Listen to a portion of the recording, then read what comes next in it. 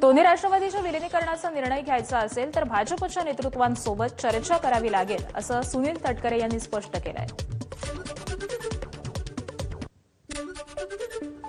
एक असं आहे की आदरणीय पवार साहेबांच्या कुठल्याही त्यांनी जे काही मत ज्यावेळी व्यक्त केले गेल्या 2.5 वर्षामध्ये मी कधी प्रतिक्रिया दिलेली नाही, त्यामुळे याही विषयावरती मी प्रतिक्रिया देणार नाही।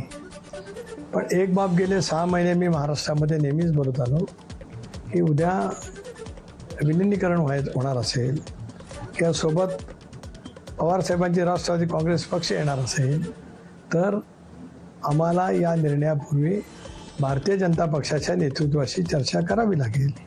सत्य आहे, कारण 2019मध्ये ज्यावेळेला महाविकास आघाडी स्थापन झाली त्यावेळेला UPAच्या नेत्या सोनियाजी गांधी होत्या। शिवसेनेला सोबत घेण्यासाठी सोनिया गांधींची परवानगी घ्यावीच लागली। अजित पवारांच्या विमान अपघातानंतर आमदार अमोल मिटकरी यांनी वेगळाच दावा केलाय। विमान अपघाताच्या ठिकाणी पाहणी करण्यासाठी गेलो असता तिथल्या सरपंचानं सांगितलं की कुणीतरी विमानातून उडी मारण्याची धडपड करीत होतं, तेव्हा त्यांना वाचवण्यासाठी गेलो पण तितक्यात विमानाचा स्फोट झालाय। विमानामध्ये 6 जण होते, प्रत्यक्षात मात्र 5 लोकांचे मृतदेह सापडल्याचा दावा मिटकरी यांनी केलाय। तर विमान अपघाताची CBI आणि उच्चस्तरीय चौकशी करण्याची मागणी देखील मिटकरींनी केली आहे।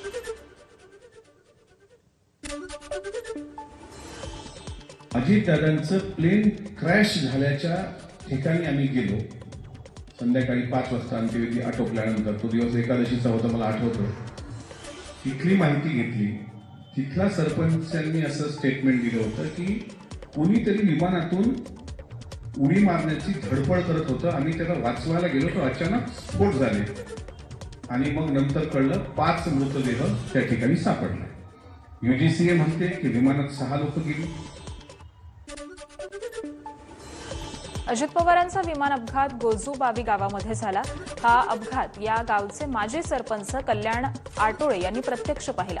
अपघातावेळी विमानाचा दरवाजा उघडला असल्याचं दिसलं आणि त्यातून एक व्यक्ती बाहेर पडण्याचा प्रयत्न करत असल्याचं जाणवलं, मात्र प्रत्यक्षात तसं काहीच नव्हतं असं माजी सरपंच कल्याण आटोळेंनी सांगितलं आणि त्यानंतर काही क्षणांमध्येच विमानाचा स्फोट झाल्याचंही त्यांनी सांगितलं। ABP माझाशी बोलताना त्यांनी अमोल मिटकरींशी कोणतंही बोलणं झालं नसल्याचं देखील स्पष्ट केलेलं आहे। उपमुख्यमंत्री अजित पवार यांचं विमान ज्या गावामध्ये क्रॅश झालं त्या गावचे माजी सरपंच कल्याण आटोळे आपल्या सोबत आहेत। नेमकं काय पाहिलं होतं तुम्ही त्या दिवशी? नाही, सकाळी 8:30-35च्या वेळेला गावातून एक मोठं विमानाने असे गिरटे घातले, त्याचा आवाज लय मोठ्या प्रमाणात येत होता आणि त्यानंतर धावपट्टी उतरताना ते डावीकडं कललं आणि ते विमान तिथं पडलं।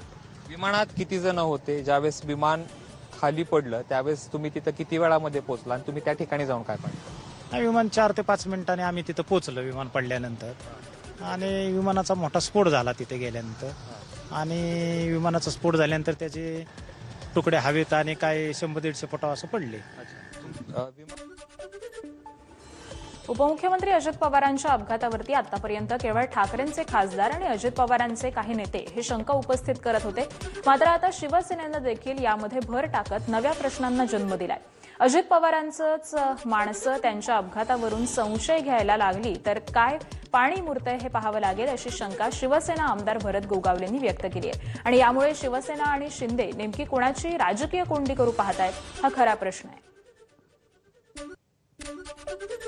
काय त्यांचं गौड बंगाल आहे हेच आम्हाला कळत नाही, तर अपघात तर सरळ दिसतोय, अपघात वाटतोय आणि स्वतः शरद पवार साहेबांनी बोलले की हा घातपात नाही अपघात आहे, परंतु आता काय सांगू पण शकत नाही आहे। त्यांचीच लोक जर अशी संशय घ्यायला लागली तर मग कदाचित काय त्याच्यात पाणी मुरतोय काय ते बघायला लागेल। खासदार सुप्रिया सुळेंनी अजित पवार यांच्या आठवणींना